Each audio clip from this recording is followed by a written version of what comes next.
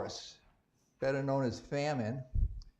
And I truly believe, and this is part of what I'm doing this study on, is the fact that I believe that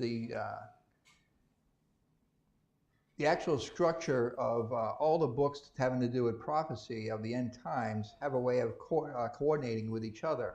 And that's what I'm trying to attempt to do, is to place anything that is similar into the same time frame. So I'm doing more of a timeline. And that's what you kind of see up there a little bit.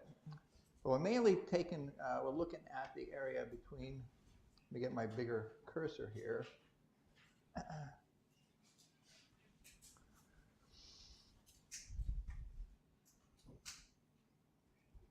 Mainly looking at this time frame, better known as Jacob's trouble.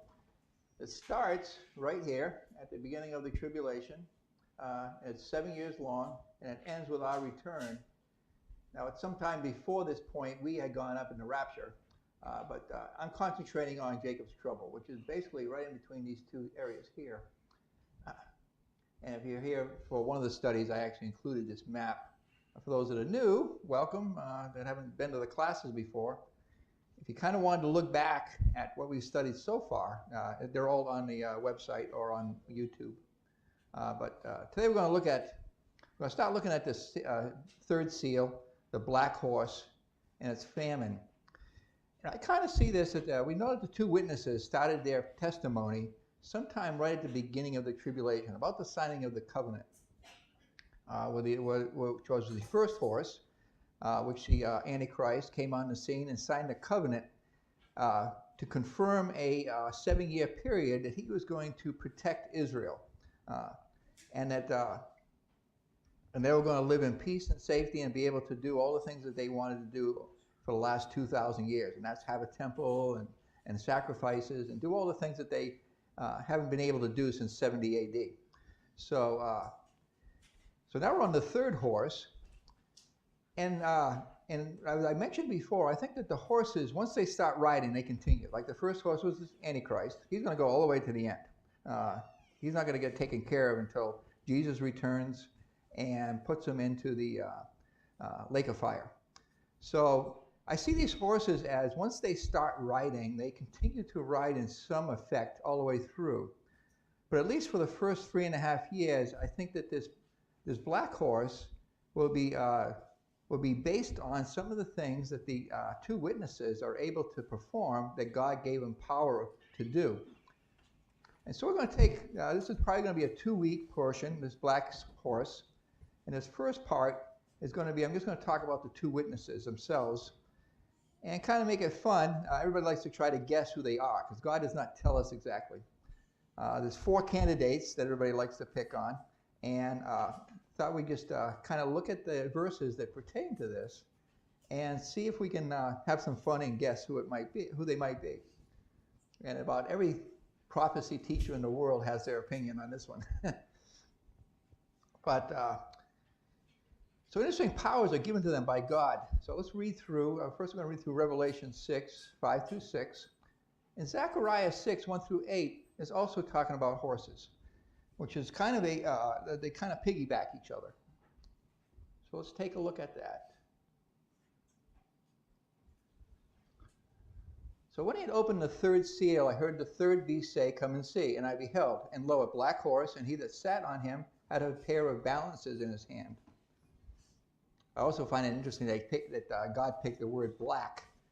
Black usually, typically, in the world of finances, is considered to be a good thing. Like if you're in the black, you're doing well. And so there might be some correlation there between the fact that the rich are going to get richer, but the poor are going to get poorer in this particular horse.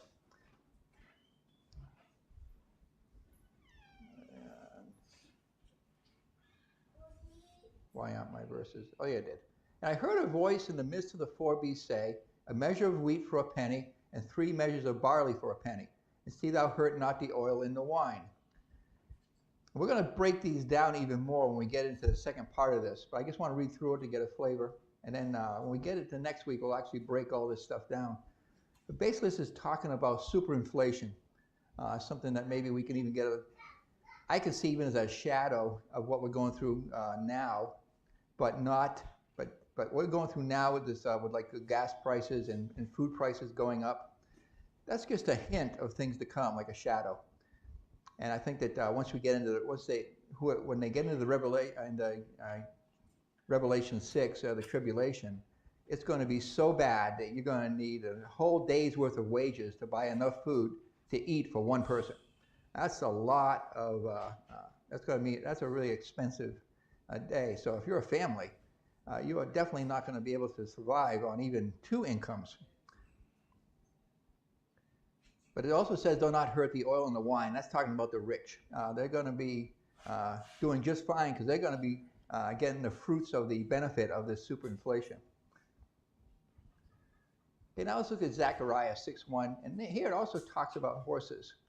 And I can see a correlation here between the horses we see in Revelation and this prophecy by Zechariah way back. Can't remember when he was prophesying, but it was, I think it was during the time of Nebuchadnezzar, the whole Nebuchadnezzar period prior to the captivity. So Zechariah 6:1, and I turned and lifted up mine eyes and looked, and behold, there came 4 chariots out from between 2 mountains. And the mountains were mountains of brass. Mountains almost always in the Bible are symbolic of kingdoms or nations or some sort of a systematic government of some sort. And the first chariot were red horses, and the second chariot were black horses. There's our black horses. And the third chariot were white horses, and in the fourth chariot gristled and bay horses. And I answered and said to these angels that talked with me, what are these, my Lord? And the angel answered and said to me, these are the 4 spirits of the heavens which go forth from standing before the Lord of all the earth. That's the key verse there that kind of tells us that what's happening now with these 4 horses of Revelation, that they were in heaven and they were standing in front of God, and God was basically allowing them to ride. The black horses, which are there and go forth into the north country, and the white go after them, and the gristle go forth toward the south country. And the bay went forth and sought to go that they might walk to and fro through the earth. And he said, get ye hence, walk to and fro through the earth. So they walked to and fro through the earth. I really kind of keyed in, and that's where I got the idea that once they start riding, they're going to ride for the entire duration of the tribulation, and put whatever their tendency is, whether it be famine or war, or the next one will be coming up will be the gray horse of death, will be going all through the entire planet. It's going to start basically in the Middle East, but I think they're going to continue out throughout the entire world. That's my general feeling about these 4 horses. And they cried upon me and spake unto me, behold, these that go toward the north country have quieted my spirit in the north country. So I'm going to stop there on that Zechariah. We're going to dig in a little bit deeper on these particular verses when we get into the second part of this study, this particular portion of the study. Now we're going to talk about Revelation 11, 3 through 7. And this is where we talk about the 2 witnesses. And again, they've already started. They're prophesying. And they're somewhere, most likely in Israel. Most people believe they'll be somewhere in Jerusalem.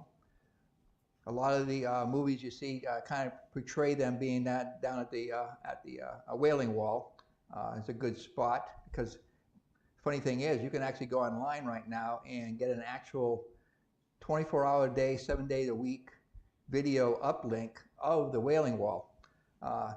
And because we know that the 2 witnesses are going to be killed ultimately at the end of their testimony, which is 3.5 years later, that the people, the entire world are going to see them lying on the street, dead and they're not even going to bury their bodies. And so, but for the first 3.5 years, nobody's going to be able to hurt them, but they're going to be able to do things to others. And it actually lists out here in Revelation 11 exactly what their powers are going to be. So now we're going to dig into this a little bit. Revelation 11:3. Now I will give power unto my 2 witnesses, and they shall prophesy 1,260 days, clothed in sackcloth. So they were given power, and they have a limited time of 3.5 years. So I believe based on this event that happened at their ascension, that they appeared just prior to the confirming of the covenant. Because they're going to prophesy for 3.5 years, and I believe they're going to be gone or go back to heaven prior to the abomination of desolation that will be happening right at the 3.5 year mark from the signing of the covenant. So I think that they may have actually started just prior to the start of the signing of the covenant. So the prophecy will be finished just before the abomination of desolation, and that we will take that up at the midway point. And just some other things to take into mind here. 2 witnesses are necessary for, essentially they use 2 witnesses for a fact to be determined. And some interesting patterns in the Old Testament based on this. Numbers 11:24 through 26. And Moses went out and told the people the words of the Lord, gathering the 70 men of the elders of the people, and set them round about the tabernacle. And the Lord came down in a cloud and spake unto them, and took of the Spirit that was with him, and gave it unto the 70 elders. And it came to pass that when the Spirit rested upon them, they prophesied and did not cease. But there remained 2 of the men in the camp, and the name of one was Elad, and the name of the other Medad. And the Spirit rested upon them, and they were of them that were written, but went not out unto the tabernacle, and they prophesied in the camp. This might be a little bit of a prophecy of these 2 witnesses. Deuteronomy 17:6. At the mouth of 2 witnesses or 3 witnesses shall he that is worthy of death be put to death. But at the mouth of 1 witness he shall not be put to death. I think that's the key passage here, is that these two witnesses are going to be prophesying about, I believe, basically the gospel. They're going to be proclaiming the gospel of Jesus Christ. And that with 2 witnesses, that by them doing this and the entire world seeing them, that they're going to be able to, that gives God, based on 2 witnesses, that everyone that hears them will now have no excuse to not know who God is. Deuteronomy 19:15. 1 witness shall not rise up against a man for any iniquity, or for any sin, in any sin that he sinneth. At the mouth of 2 witnesses, or at the mouth of 3 witnesses, shall the matter be established. And jumping in the New Testament, here we got Jesus speaking about it.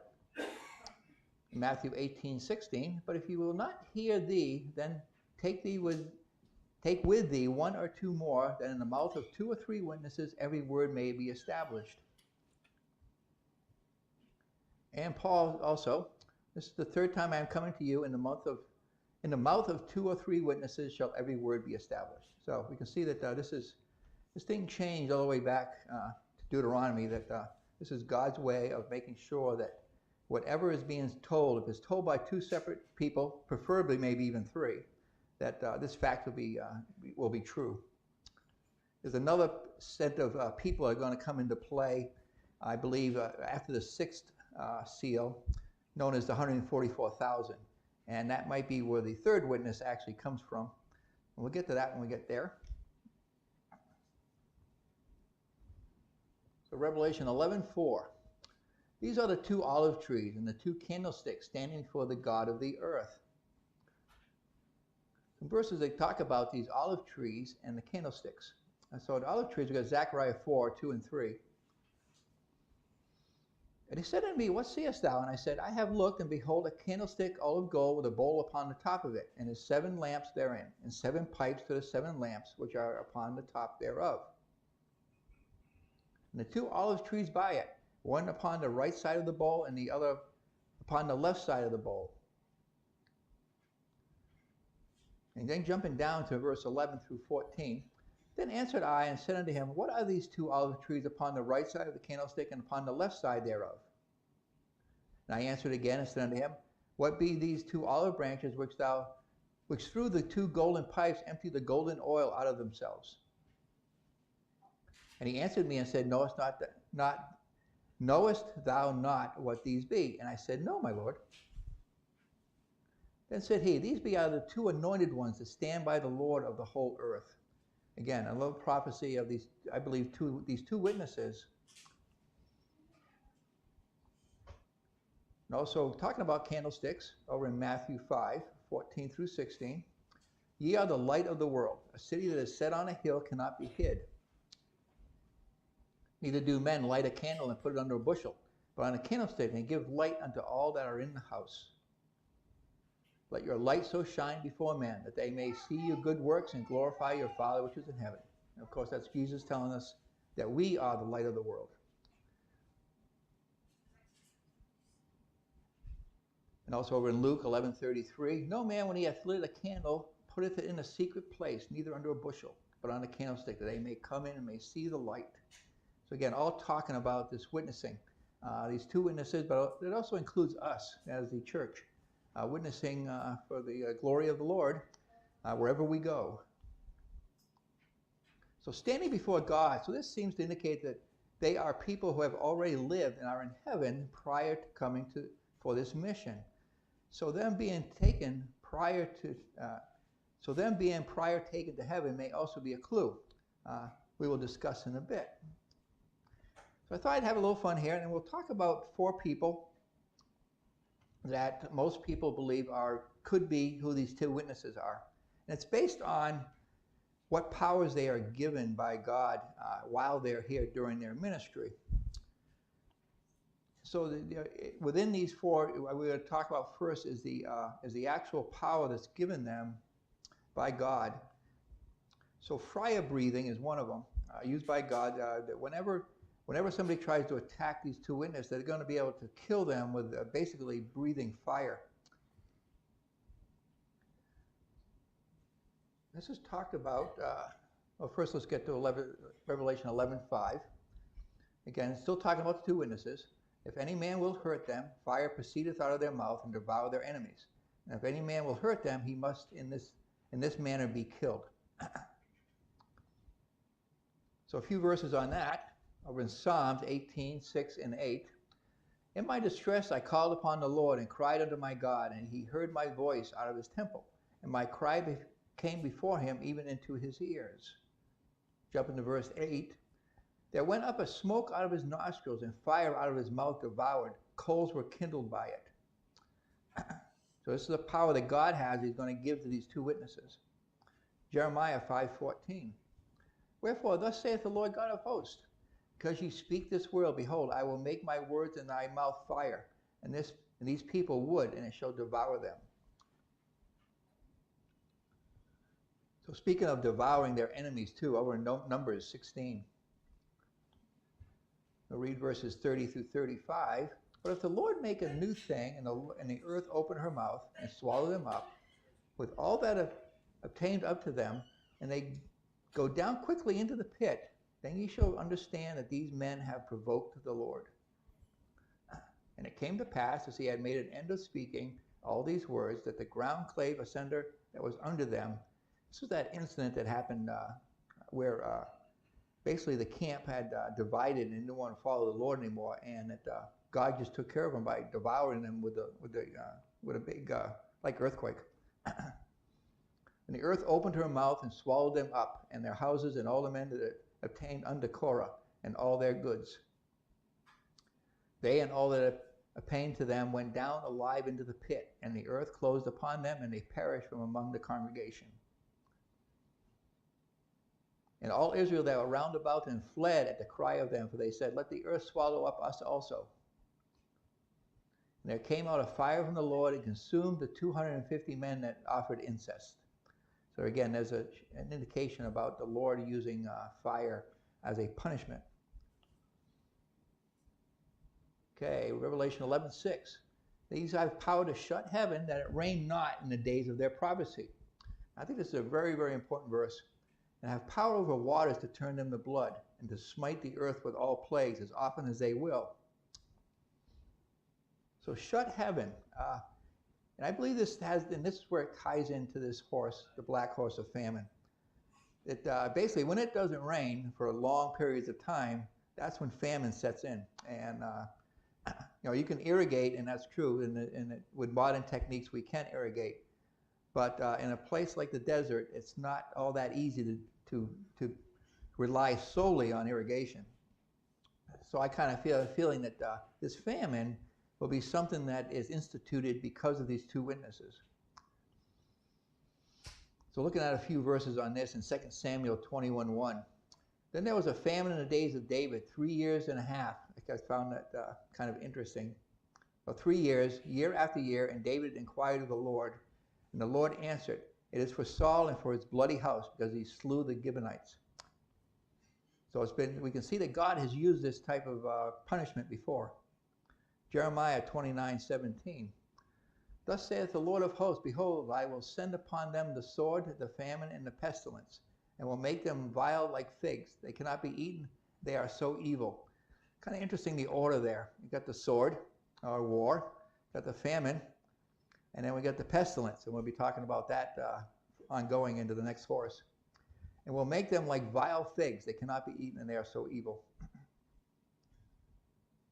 So talking about water and also water to blood is another one they're going to be able to do.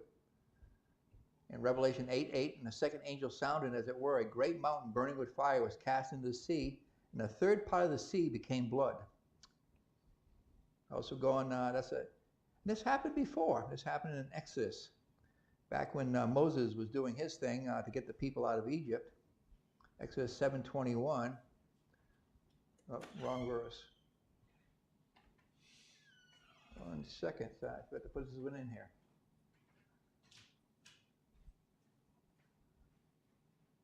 Exodus 7:21. Okay. And the fish that was in the river died, and the river stank. The Egyptians could not drink of the water of the river, and there was blood throughout all the land of Egypt. So that was one of the plagues of Egypt. It's kind of interesting, too, how almost all the plagues you see in Egypt also happen during Revelation. Mostly not so much in the seals, but when we get into the bowls, into the trumpets and the bowls, you're going to re-see some of these. Now let's take a look at their powers given them by God in their prior lives. So now we're going to talk about these four gentlemen. The following four are the most prophecy buffs feel the possible ones, and almost everyone feels one of these as a guaranteed, based on Malachi 4, 5, and 6. The question is, did he return already? So I thought we'd just have a little fun here at the end and talk about these four, so you can kind of get an idea that this has happened before, so that this is basically a pattern that God is reusing in the tribulation. Except I think the fierceness of the tribulation, as Jesus says a couple of times, that it'll be worse than anything that's ever happened in the past. So this will be tenfold or more worse than anything we've ever seen before in history. The first one I'm going to talk about is Elijah. And Elijah we see back starting out in 1 Kings 17:1. Elijah the Tishbite, who was the inhabitants of Gilead, said unto Ahab, As the Lord God of Israel liveth, before whom I stand, there shall not be dew nor rain these years, but according to my word. Going over to 2 Kings 1:10, and Elijah answered and said to the captain of 50, If I be a man of God, then let fire come down from heaven and consume me, and the 50. And they came down fire from heaven and consumed him and his 50. Jumping over to Luke 4:25. But I tell you the truth, many widows were in Israel in the days of Elias in the New Testament, the same as Elijah in the Old Testament. When the heaven was shut up 3 years and 6 months. I kind of like that length of time. Interesting correlation. When great famine was throughout all the land. James 5:16. Confess your faults one to another, and pray one for another, that ye may be healed. The effective, fervent prayer of a righteous man availeth much. Elias was a man subject to like passions as we are, and he prayed earnestly that it may not rain, and it rained not on the earth by the space of 3 years and 6 months. Now here's the Malachi verse that everyone points to as whether or not, did he come already or not? Because we look at another person that some believe was could have been Elijah reincarnated, kind of. I don't want to use the word reincarnated, but with the prophecy of the symbolism of Elijah. Malachi 4:5. Behold, I will send you Elijah the prophet before the coming and the great dreadful day of the Lord. So we got a prophecy here that Elijah will appear before the great and dreadful day of the Lord. And he shall turn the heart of the fathers to the children, and the heart of the children to their fathers, lest I come and smite the earth with a curse. And also in talking about being taken, in 2 Kings 2:11 and 12, and it came to pass, as they still went on and talked, that behold, there appeared a chariot of fire and horses of fire, and parted them both asunder, and Elijah went up in a whirlwind into heaven. So it's another key note that there are two of these gentlemen I'm going to talk about that were actually taken before death, like a rapture. Okay, now we're going to look at Moses. Moses is another candidate. Well, wait a minute, one more verse, sorry. And Elijah saw it and he cried, my father, the chariot of Israel, and the horsemen thereof. And he saw him no more, and he took hold of his own clothes and rent them in two pieces. That was Elisha, who took over for Elijah. So now go on to Moses. Numbers 16:28 and 29. And Moses said, hereby ye shall know that the Lord hath sent me to do all these works, for I have not done them of my own mind. If these men die the common death of all men, or if they be visited after visitation of all men, then the Lord hath not sent me. Going over to Exodus 7:19 and 20. And the Lord spake unto Moses, saying unto Aaron, take thy rod and stretch out thy hand upon the waters of Egypt, upon their streams, upon their rivers, and upon their ponds, and upon all the pools of water, that they may become blood. That there may be blood throughout all the land of Egypt, both in vessels of wood and in vessels of stone.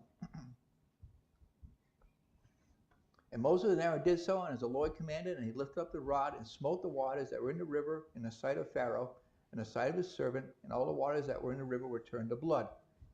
So we see this was done once before.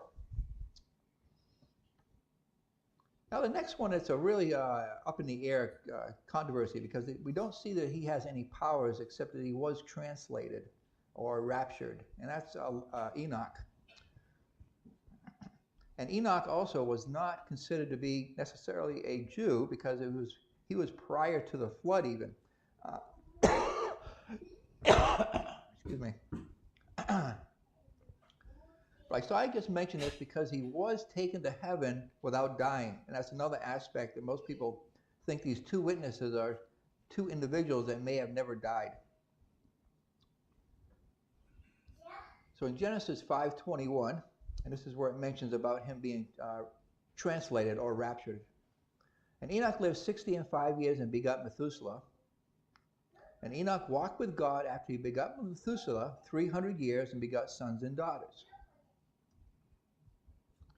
And all the days of Enoch were 365 years, which, by the way, that particular number was very short compared to everyone else who lived around him. Most people lived at least 800 or 900 years.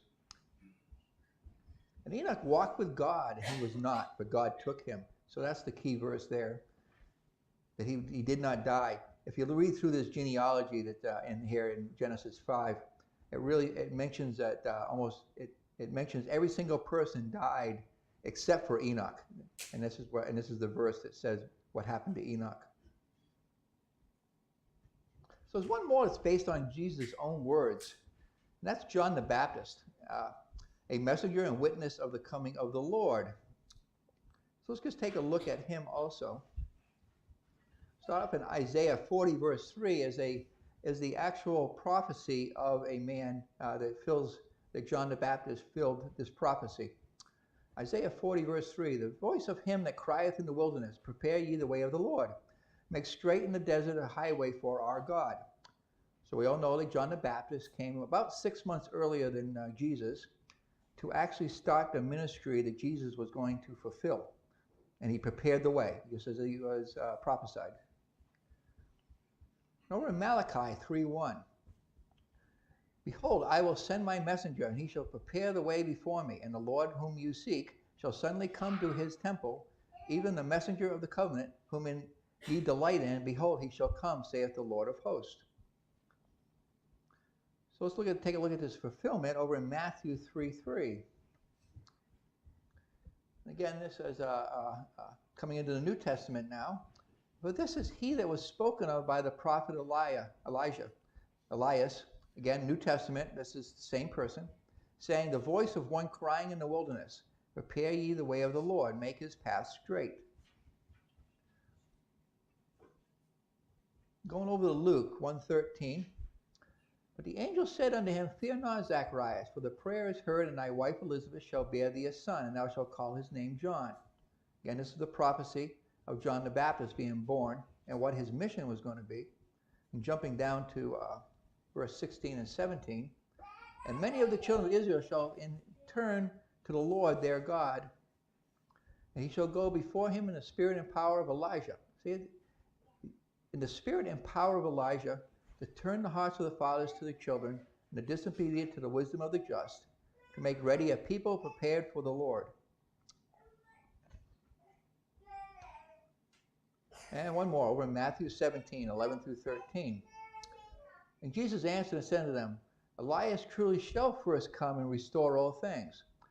Now this is Jesus talking, and he's basically saying that Elijah will come and restore all things.